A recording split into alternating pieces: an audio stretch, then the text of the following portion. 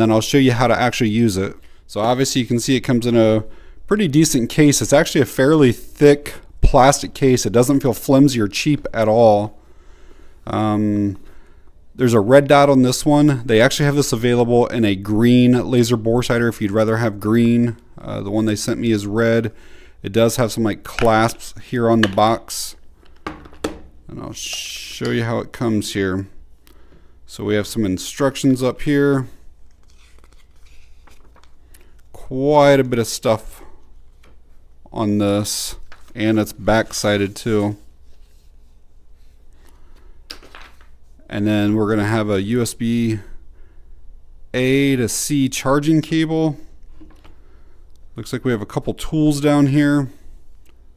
So we got an Allen key, got a screwdriver. We have this adapter right here. I'll show you what this is used for in a bit. We have all of these adapters. I believe there's 64 of them total. And then we have the actual bore sighter right here. So all 64 of these adapters are color coded and numbered. And I'll show you the manual here in a bit, but we can see this one is 59. And like this one here is number 19, blue 19. I can come to the manual, find blue 19, and it'll tell me it will do anywhere from a 344 to a 354 caliber. I showed that USB-C cable earlier, and it's because this laser bore sight is actually rechargeable. It has a built-in 400 milliamp hour lithium battery. It takes about 2 hours if it's all the way dead to fully charge it back up, and it will last over 23 hours, so pretty nice on that. The body of the bore sight seems to be made out of some type of aluminum, most likely. It has like a rubberized button here, and then this feels like a plastic that's actually going to go into like your barrel. And to charge it, we're obviously just going to take that USB-C cable, plug it in, have a red light there. I believe it turns green when it's fully charged. Alright, let me show you guys how to use this bore sighter on a couple different guns. I have a different 22 right here than what I showed earlier, but again, we're clear. So if I have a 22 caliber, I'm going to come across this chart and I'm going to see that number 6 green is going to fit somewhere at that 0.22.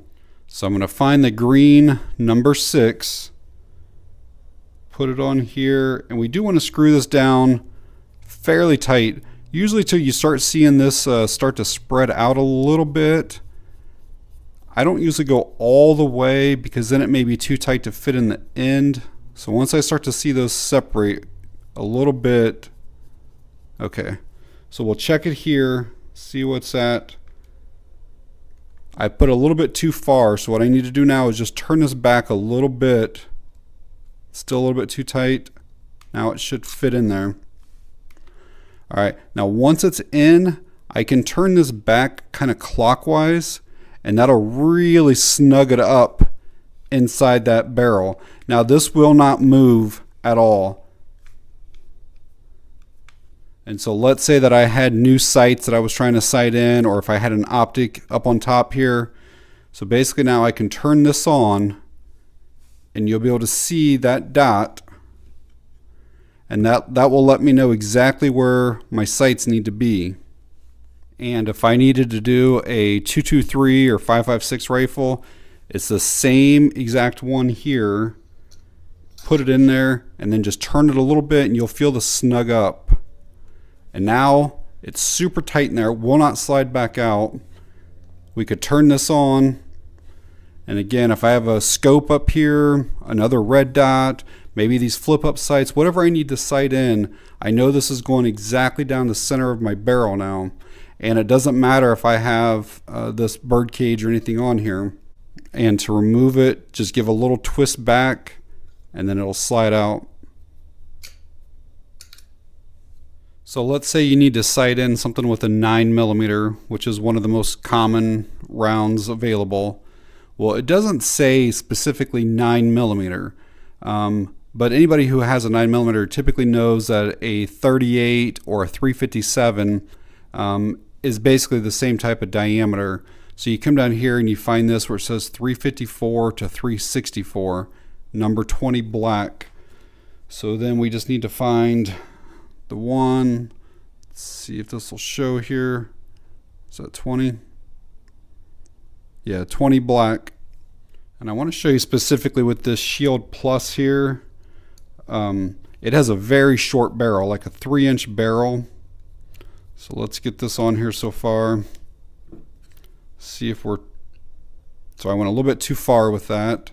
So I'll come back a little bit. Still a little bit too far. All right, so I'm in there now, and because this barrel's so short, this will slide all the way up in here. Let me tighten this up a little bit just to show you guys. But you see how there's still a lot of movement now because this barrel's so short. So instead, when you have a really short barrel, or if you have a really large caliber like a 12 gauge, you can use this arbor. So you're going to slide this on first. Then you're going to put that adapter back on.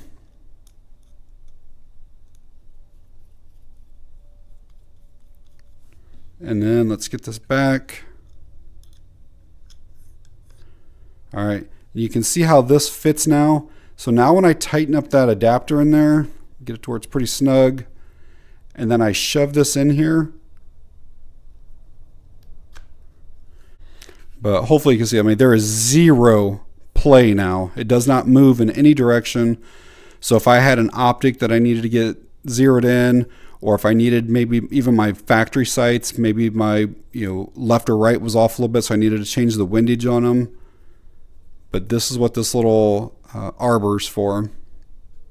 Wanted to quickly show you guys like all of the lasers specifications. Something like this is probably going to be good out to about 100 yards or so. If it's bright daylight and you go beyond that, you're probably not going to be able to see the laser from wherever you're sitting or standing at.